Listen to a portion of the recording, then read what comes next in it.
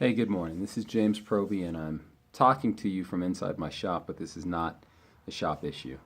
I sit in these same chairs that are inside my shop, and I have conversations with people all the time. And I had one last week with a radio TV personality in town.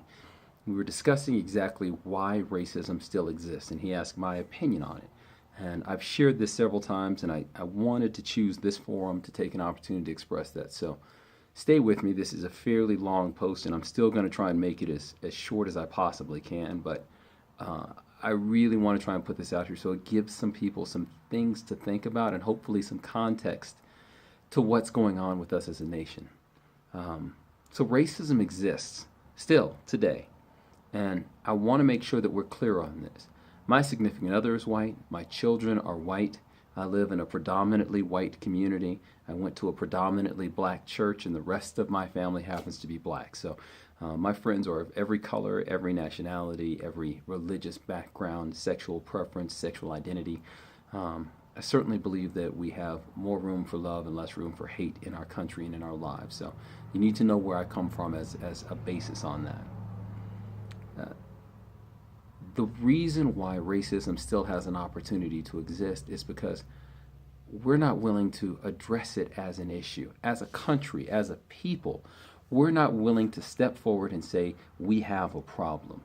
So, much like any other illness that exists on this planet, if you're not willing to say that you're sick, you're not going to go to the doctor and get well. You can't confront alcoholism until you're willing to say that I'm an alcoholic or I'm powerless over alcohol. You can't address racism until you're willing to say, we as Americans and in this country have a race issue. What's the first thing? Before you can address it as a problem, you have to acknowledge that it's a problem. Sticking your head in the sand and pretending that this doesn't exist doesn't it doesn't make it go away. Secondly, and on that same point, when someone who is of an ethnic descent tells you the race problem that they see, they, they explain to you and share with you their truth, their experience, what they've seen, what they felt. If you are part of the predominant culture, you can't immediately write that off and say that that's not true. Because you haven't experienced it doesn't mean that you are all knowledgeable in that space. It means it's a great opportunity, a phenomenal time for you to be able to listen and hear somebody else's foundation, hear somebody else's truth, and accept that as part of the reality, part of the fabric that brings us all together. And the sooner that you can do that and hear them on the ground that they stand, the sooner you can go, all right, I didn't see it that way. I don't see it that way. And that's going to be the case for a lot of people because although in your core you don't believe that you're racist, I am not a racist person. And because I haven't had that thought or had that experience, doesn't mean it doesn't exist for a lot of people. When individuals are sharing with you that experience, please take the time to listen before you start to discount it. The second thing is that we have a complete lack of knowledge. When it comes to superpowers and countries of our size, we are the youngest one on the block. We are children when it comes to it. We've been around 250 years-ish, okay?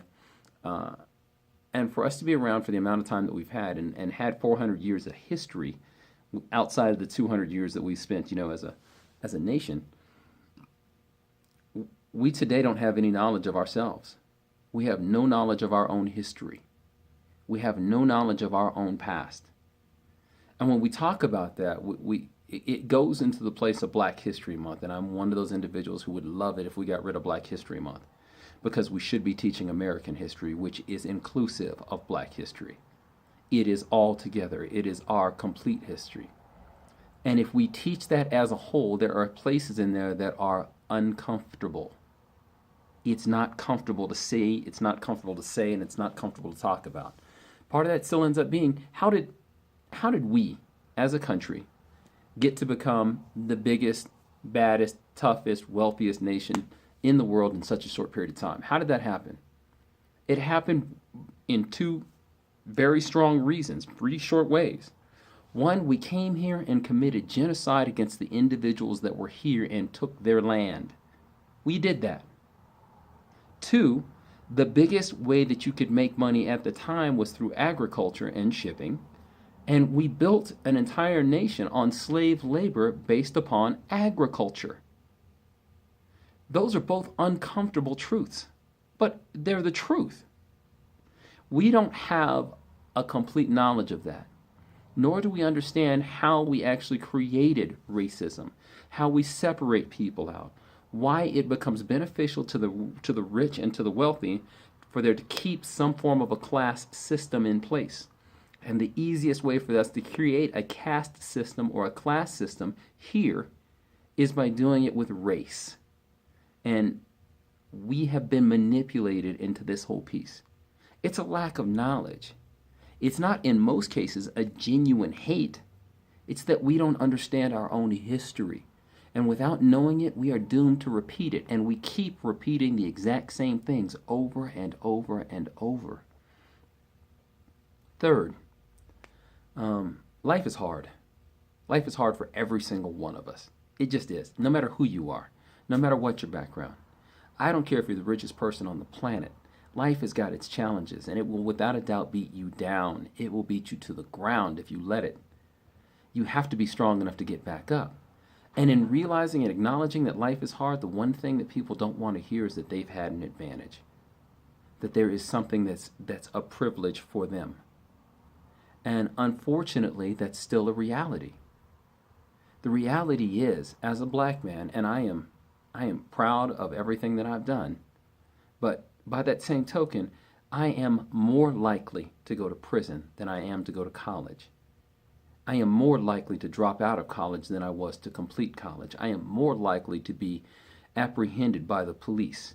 Then once I'm apprehended, I am more likely to face punishment for the exact same activities.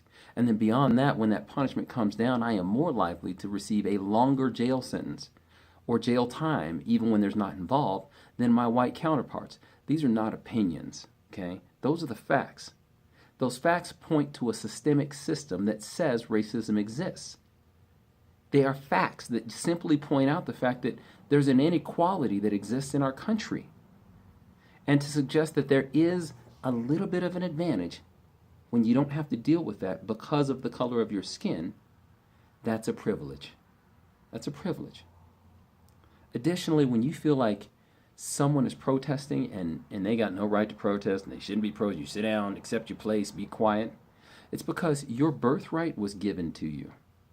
Individuals who've ever had to fight for something that was promised to them but was never delivered upon are those individuals that understand protest. They understand a peaceful way for them to be able to find the promises that we're set out there.